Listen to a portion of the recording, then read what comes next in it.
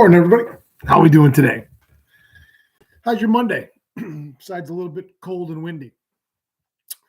We're going to do something a little different this morning. I wasn't feeling 100% this morning early. I was heading to the Salmon River. That didn't happen. I did a little fishing off the dock, but I didn't stick around very long out there. So I figured we'd come in and we would do a few questions. I still had, when we did the double live event, we set it for 2 hours and everybody said, no matter where we were,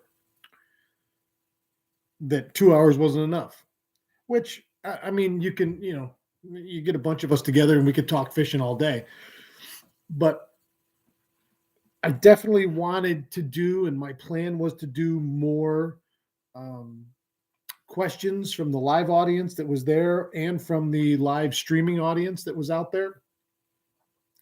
And so I want to do a little bit of that now. And I want to go through, and some of these questions were really good. And I want to go back through and touch on them quickly, and we can discuss here online.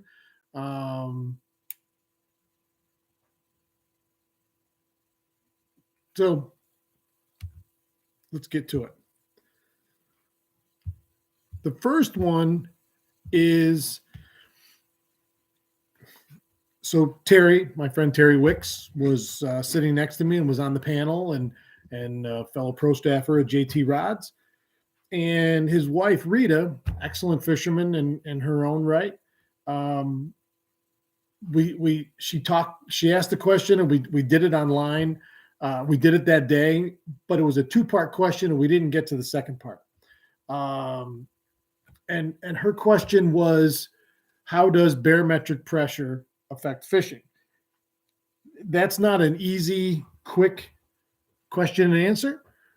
What I will tell you is, a couple things. First, the barometer is a big deal. Whether you're a hunter or a fisherman, as a lifelong duck hunter, the days that the barometer was really low, you had less activity in the ducks and geese, because it's not that they wouldn't fly and not that they won't if they had to, but it's not ideal for them because that heavy air. So the barometer is akin to how heavy the air is, and some days you're like, the air is heavy with humidity in the summer, or whatever the case may be.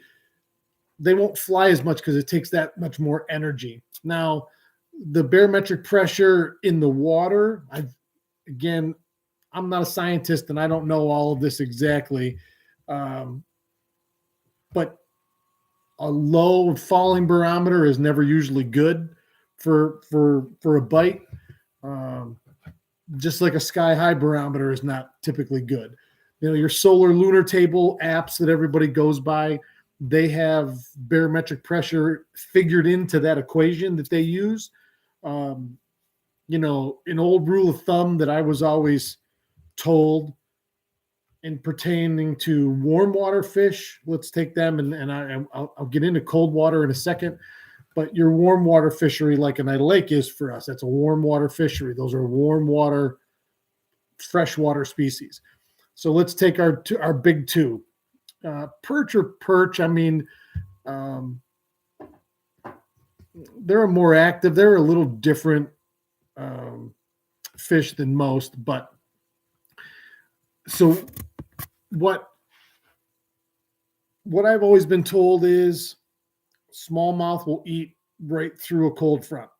It doesn't bother them one bit, especially if it's time to eat. Post spawn, late fall, early winter, pre-ice, that kind of thing. Whereas a walleye can be shut down for days and days before, during, and after a front that moves through. So barometric pressure is something that I've always kept an eye on. My grandpa had a barometer. I still have it somewhere. He had an old barometer right next to the door of their camp up in the St. Lawrence. And he would sit there, and every time we walked out the door to go fishing, he would tap it and make sure he looked at it and it was the right, and it was the right, what he thought, pressure. Spending my life as a guide too, and I've said this before, and it affects a lot of different things.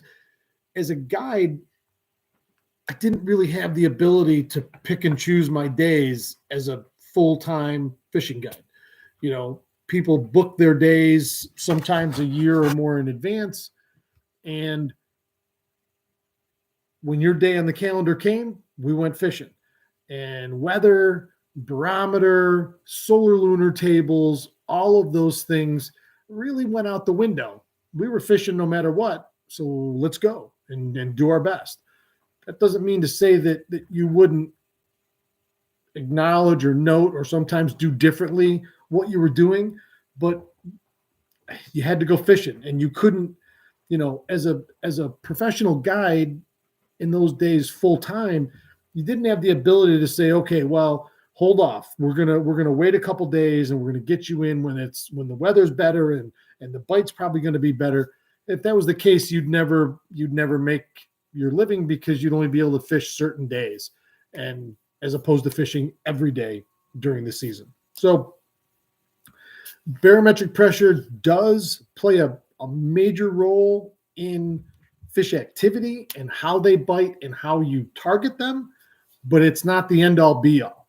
But Rita, that's a great question. Thank you. And one I think everybody, and one that I think everybody has asked themselves or heard about. And you could probably do a whole show just on how the barometer affects the species that you're chasing. But that's my high level thought on that. Again, thank you very much for the question.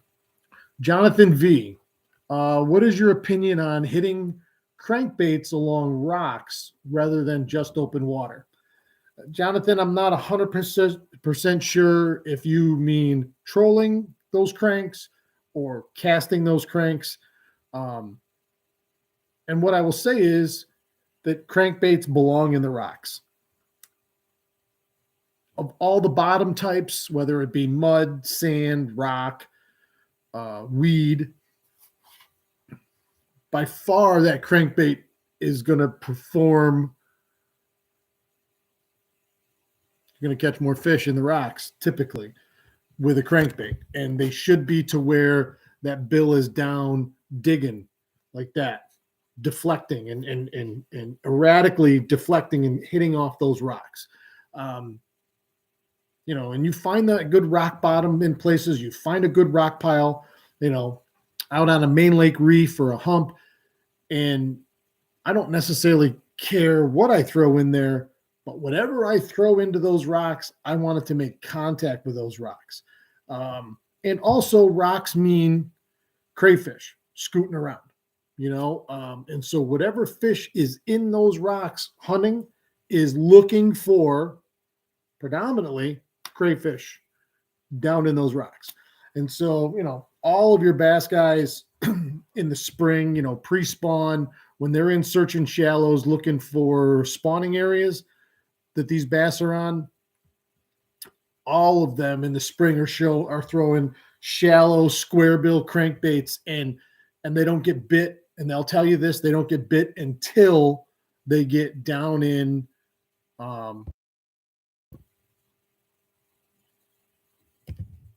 that's my volume a little bit here.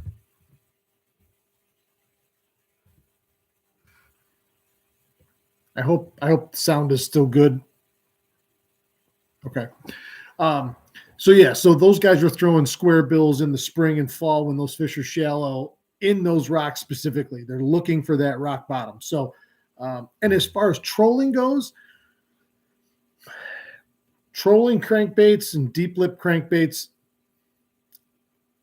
I don't have an issue with running them deep enough to tick bottom. Certainly when you're trolling a crank like that over the top of rock or whatever, and you and you get it to where it's just ticking, that's great.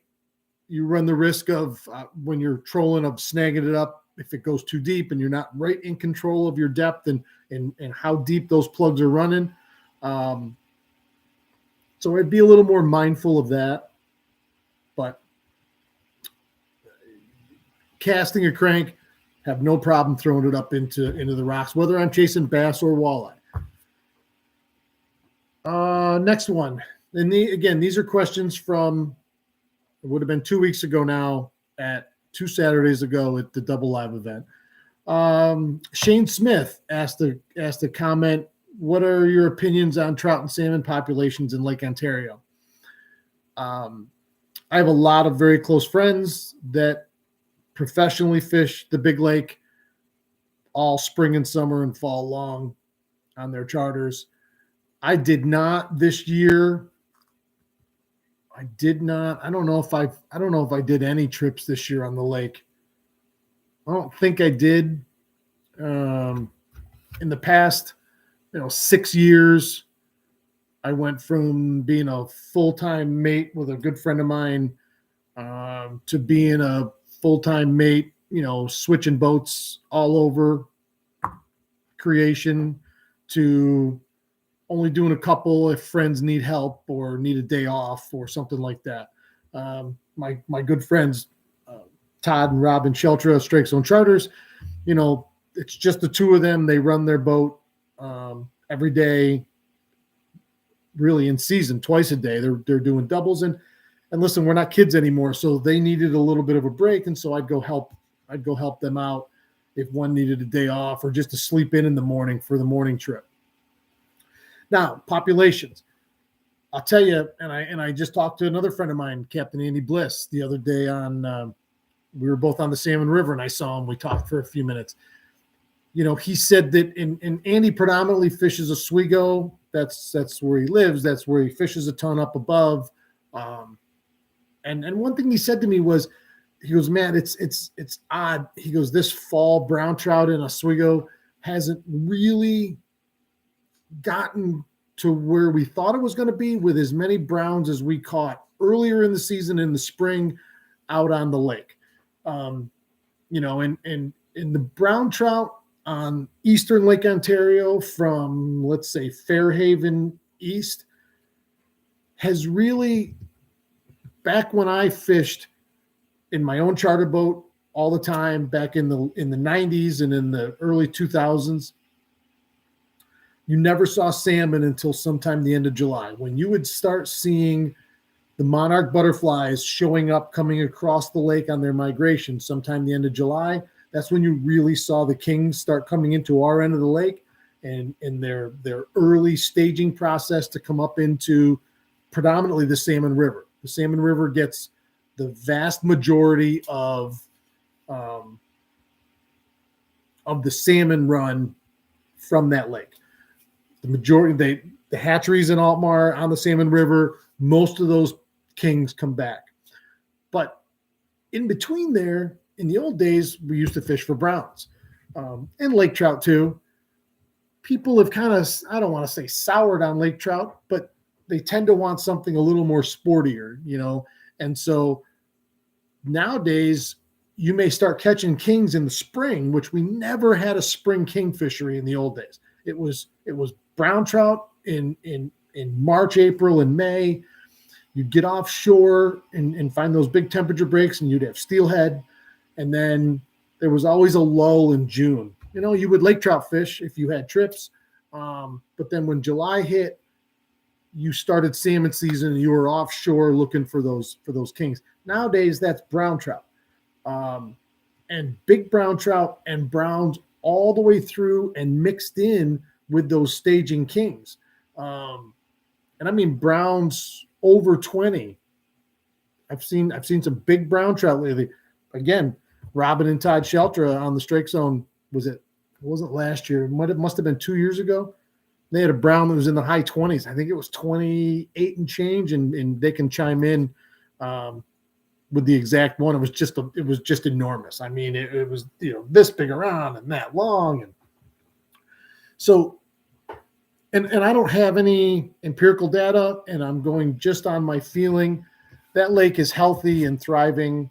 There will always be people say, oh, it's not what it used to be, or this or that. I'm not a conspiracy theorist, but I'm not somebody that just says, oh, if the government says it's good, it's good.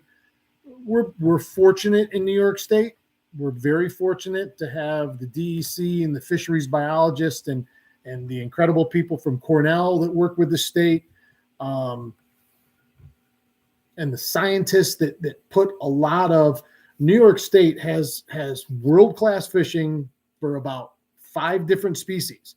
And I firmly believe that the powers that be within our state know that, and they're not going to do anything to ruin that.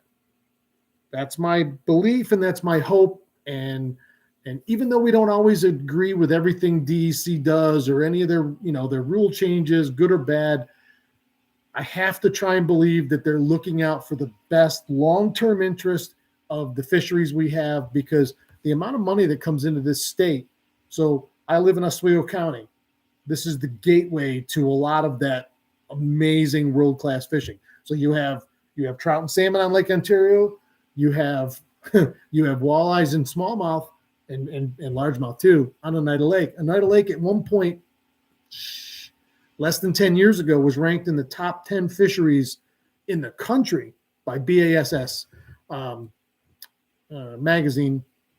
Now it's also the gateway to get you up to the Thousand Islands, where the explosion of these huge smallmouth and walleyes are really taking the country by storm. And this year, the Thousand Islands was ranked the #1 fishery in the country for, I think, the second or third year in a row. And this year, when the BASS Elite Series was up there for the first time in BASS history, two people weighed 100+ pound bags of smallmouth only in a 4-day tournament. It's never happened before.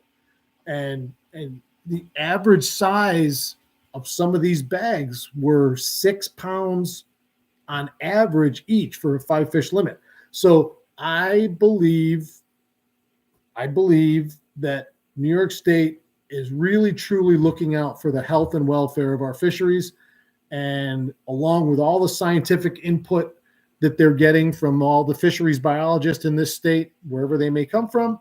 So I'm going to say populations on the Big Lake are great and looking up.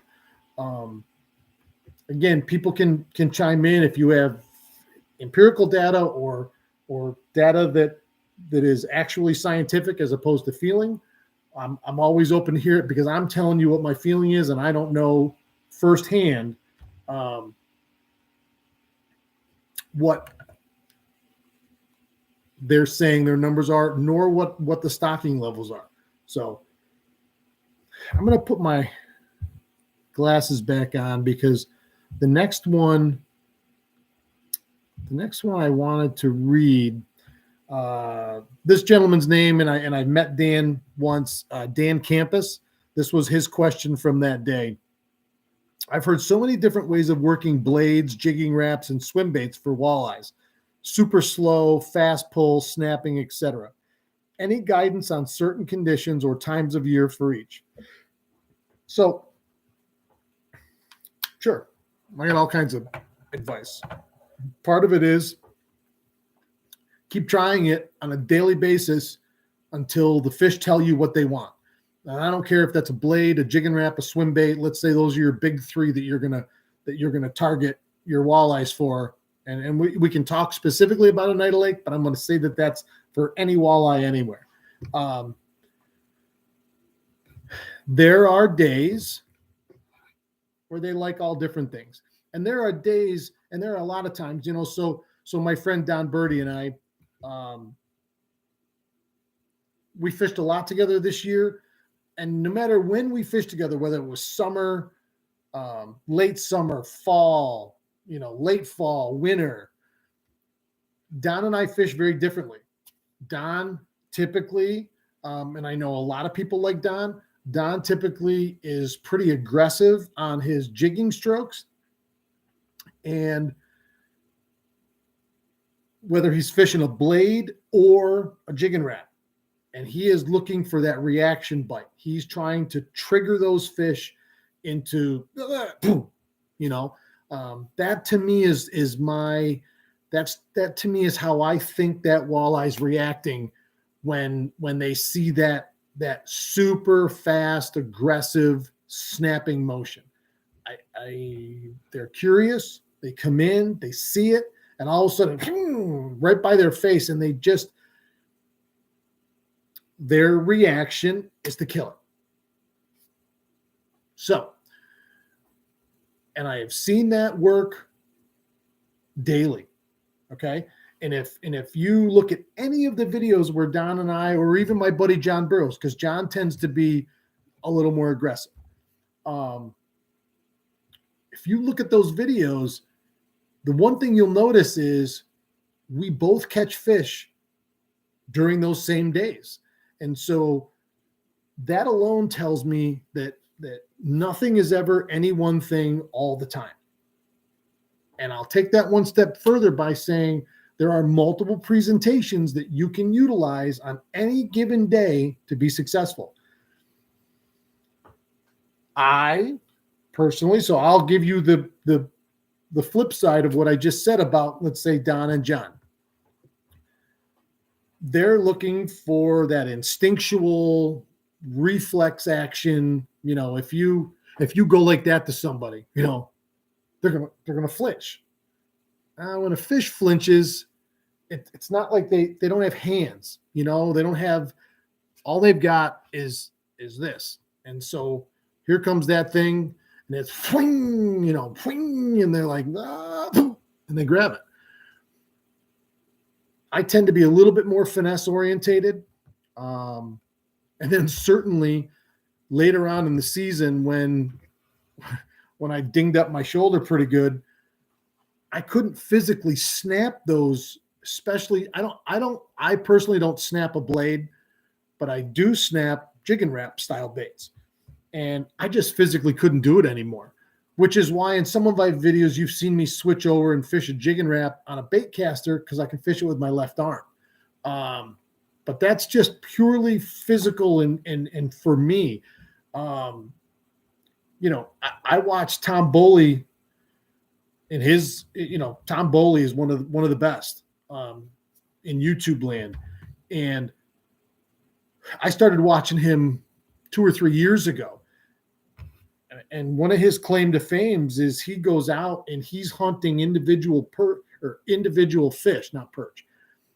And he's going around with his electronics, and he would slow down and stop. We see, okay, there's 3 fish on the screen. Throw it in reverse quick. He's fishing a tiller, and he was right there off the back of the boat. As soon as it slowed down, and he would snap. And I mean, and double tap, whack, whack, whack, whack, and so that thing, he's an Acme guy, so he's fishing hyper rattles, and they're just pew, pew, pew, and he would show repeatedly, time after time after time, vertically, right on top of them, snap them 3-4 times, and he'd tell you if they don't bite in that first 3 or 4 snaps, they're probably not gonna. And he would move and find another fish and give them a shot.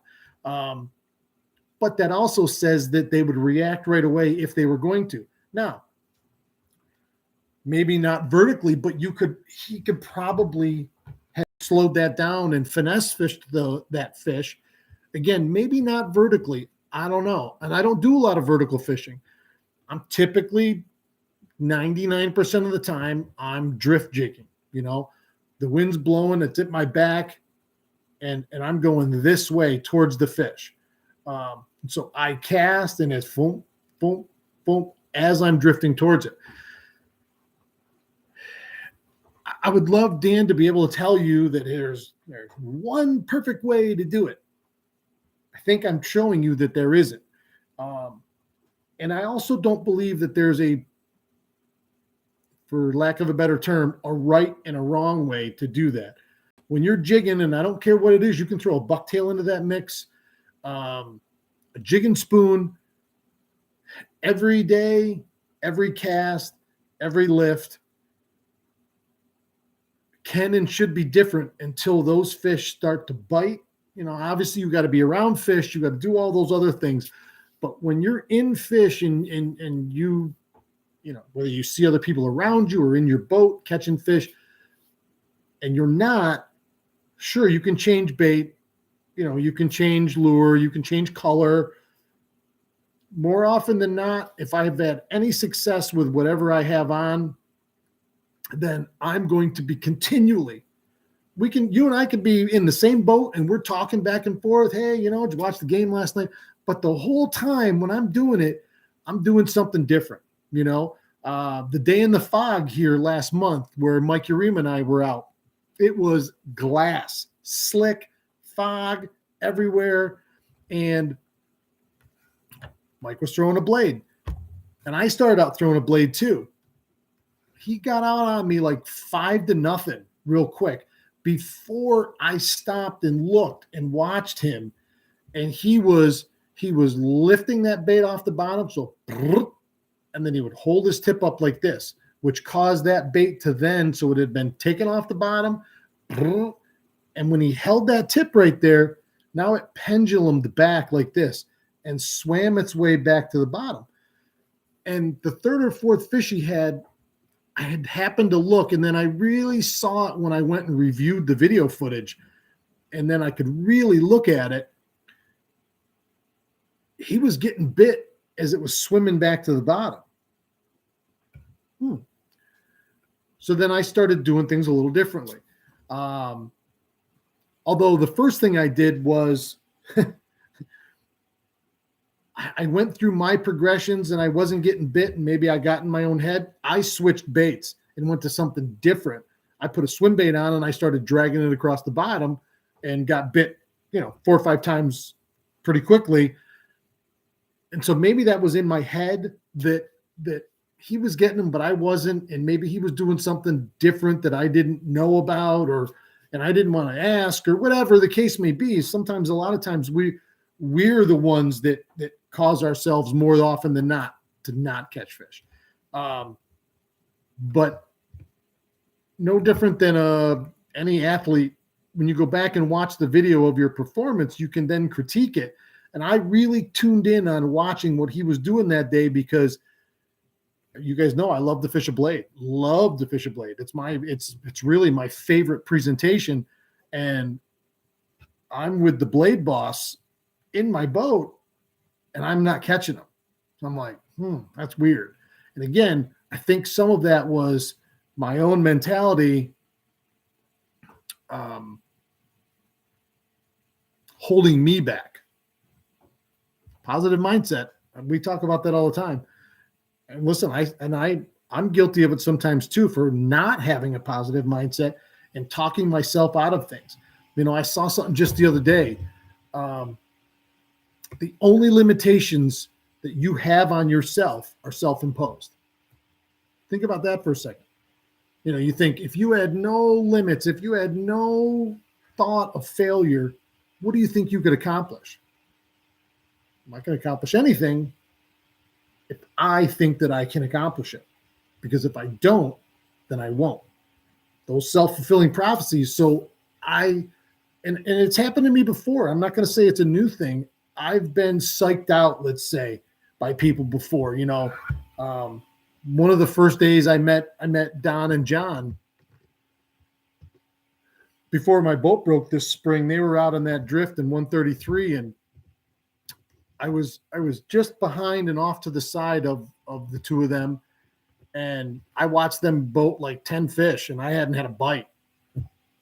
And then I started thinking, and then I started overthinking. And then everything started coming apart. And eventually, within about 20 minutes, I packed up and I went somewhere else, because I'd gotten in my own head.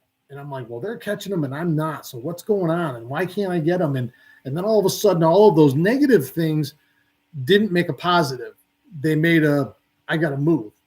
Now, in that situation, I can remember that day specifically. I did move, and I got right back on them because I assumed that day my mind was now reset because this is important, probably the most important muscle or factor in our fishing. And when you let those believable self-doubt thoughts come in here, it affects everything else. You know, I've said this, and I'll say it for the rest of my life. If you start out negatively and say, I don't know if I'm going to catch anything today, you're not going. Now, just saying, I'm going to go out and kill them today, that doesn't necessarily mean you're going to. It's all about belief and how you say it, and do you believe it? And there are guys that I've been around professionally fishing for a long time, and their mental game is so good, they don't let any of that self-doubt creep in. And so they perform at a high level, and even the days that they're not, they don't lose that self-belief and that positive self-image. And that's critical. It really is. That's as critical as, where do I use this lure for this species? It's as critical as all of those things combined. Excuse me. Let's go through real quick. See, it's funny. So we're at 30 minutes already.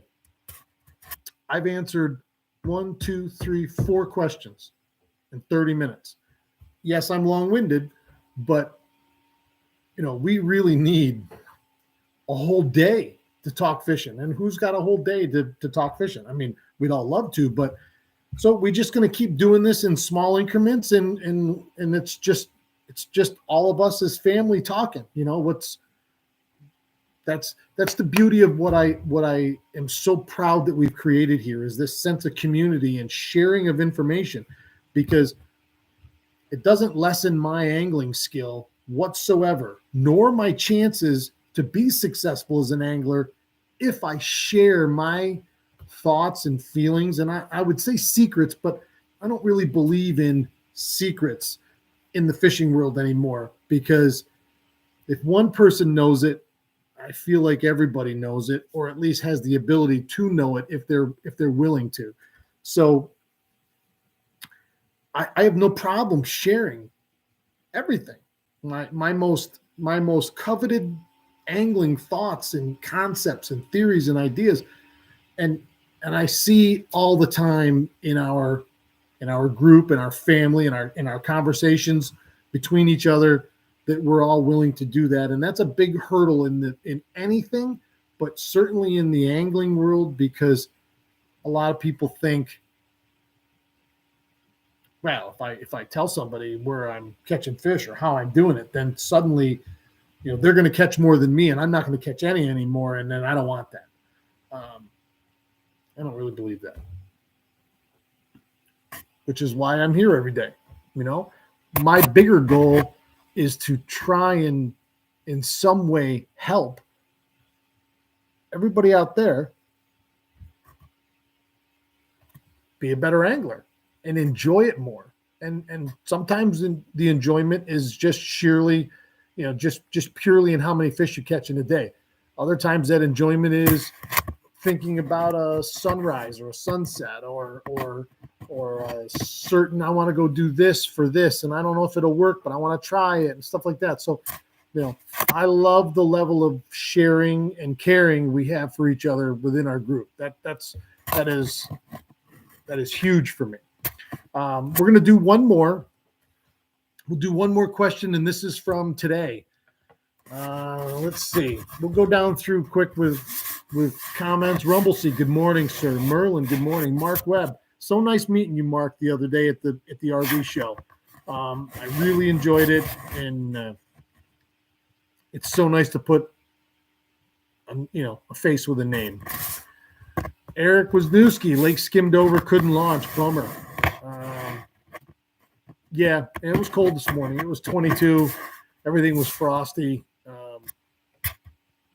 And I felt better, I would have went up to the big river today, but No biggie. Joseph D. Petro. How accurate are solunar tables? Joe, we've talked about that quite a bit, and I will show you the one that I have.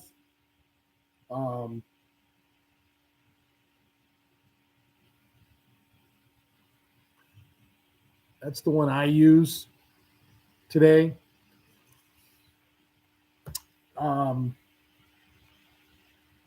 This was I was turned on to this by Mike Urema, and Mike, owner of I1 Blade Baits, is also a tournament fisherman, a high level walleye tournament fisherman, and he said that those guys on tour are looking at that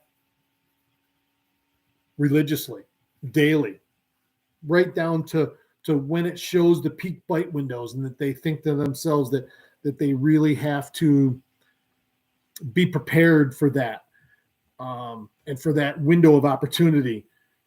Again, this will go back to everything else I've ever said for me personally.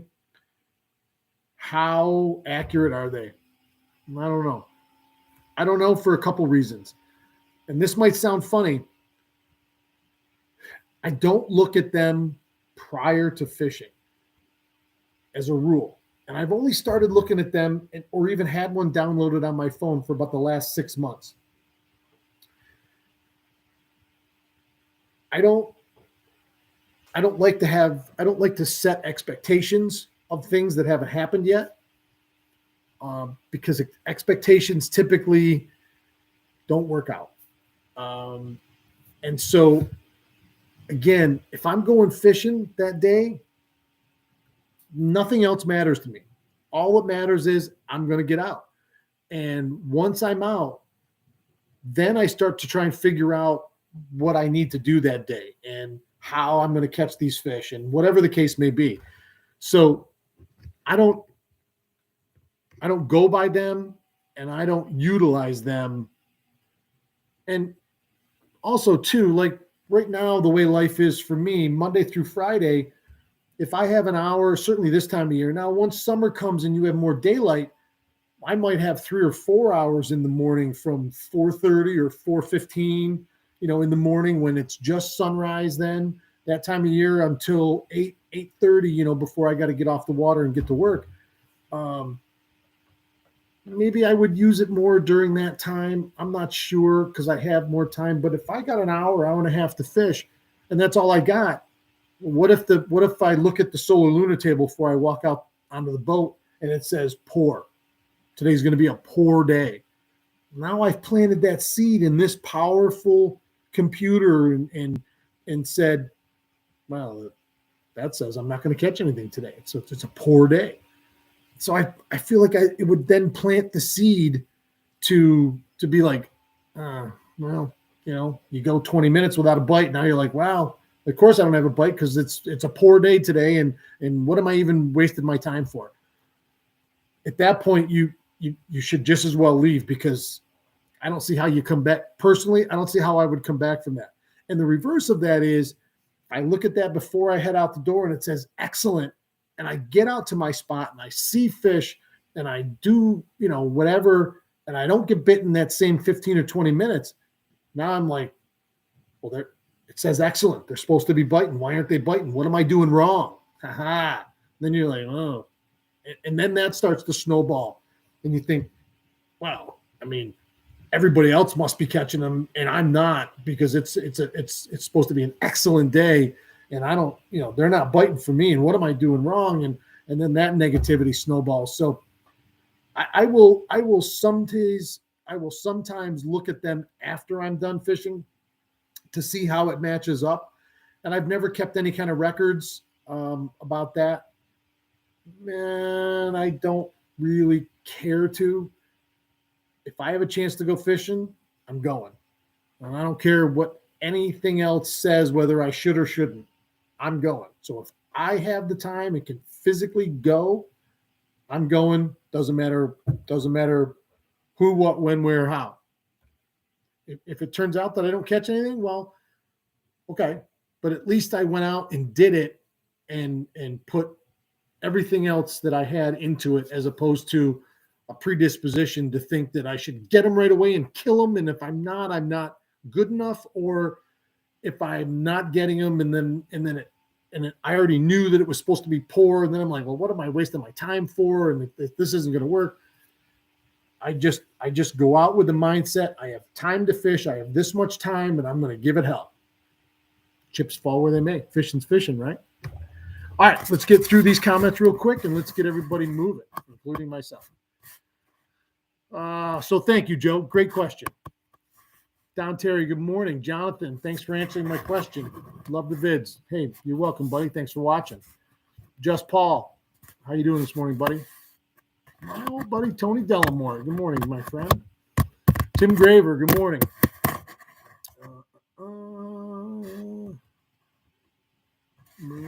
How you doing, buddy? Paul Messina, fantastic info. Thank you, Paul. Rumblesea, why do you cast your jig to the spot you will be drifting rather than to where you've been? Where you've been allows you to jig without reeling in the slack. Okay, we're gonna hit this one quick because it's a great question. So drift jigging. Drift jigging is where the boat is drifting with the wind and you're casting with the wind as opposed to into the wind. What that does is allows you a couple things.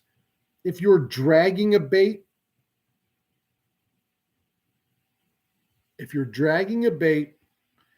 even if you had all your bags out and you got it down to that 0.5 to 0.7 ideal range for drift speed, if you're pulling it behind you, it's got to be heavier to get and keep and feel bottom contact.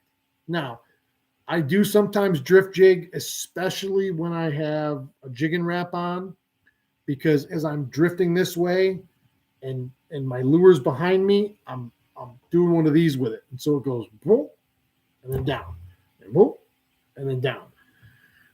Can be very effective. When you're casting downwind towards where you're drifting, you can fish lighter and you have more control. Okay. Now, again, that's personal preference, and people have to fight the urge to say you're doing it wrong, no matter which side of that you're on, because there is no wrong. Now, you talk to a lot of old guides, especially those guys in the walleye belt out in the Midwest. When they have clients, and as a former guide, you have to come up with techniques that are simple and easy for any client to execute. And if they execute it, to be able to be effective and catch fish. You can watch 50 videos on YouTube, especially like the Linder guys, where Al, especially, he drags a jigging wrap and then does this with it and snaps it, pulls it towards him as he's drifting this way. He's pulling it like this, he's still triggering that bite the same way. And they will say that you cover more water because your lure is always down in the strike zone, as opposed to if you really stopped and did a time and calculated how much time your lure is down in the strike zone, by casting in front of you and jigging it back to the boat and then pulling it out of the water, casting again, getting it back down there. If it's behind you and you're pulling it, it's down there in the strike zone more all the time while it's down there, as opposed to drift jigging. Here again, I grew up drift jigging out here with a bucktail and a worm, and that's how you did it. Now, I had friends of mine that would drag that bucktail behind the boat going that way, and they caught fish too. That's just how I do it, and that's how a lot of people drift jig, but you don't have to. But if you're going to put a bait behind you, you just have to make sure. The key to all of them is getting it to where the fish are. And in this situation, For walleyes, most of the time, that means within the bottom, let's say 18 inches of the water column. So if you can, whatever you got, if you can get it down there, keep it down there and give it some sort of action, you should get bit, no matter which direction you're going. But Bob, that's a great question. Eric, they're always biting something somewhere. Yeah. Yep. Don Birdie, good morning. Jim G, good morning. Jim G, my grandfather would drift blade baits like a spinner, let out enough line to reach bottom and jig. Yeah. Yep. Yep. You certainly can do that. All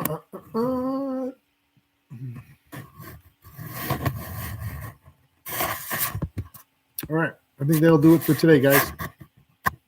Have a great Monday. Start your week off right.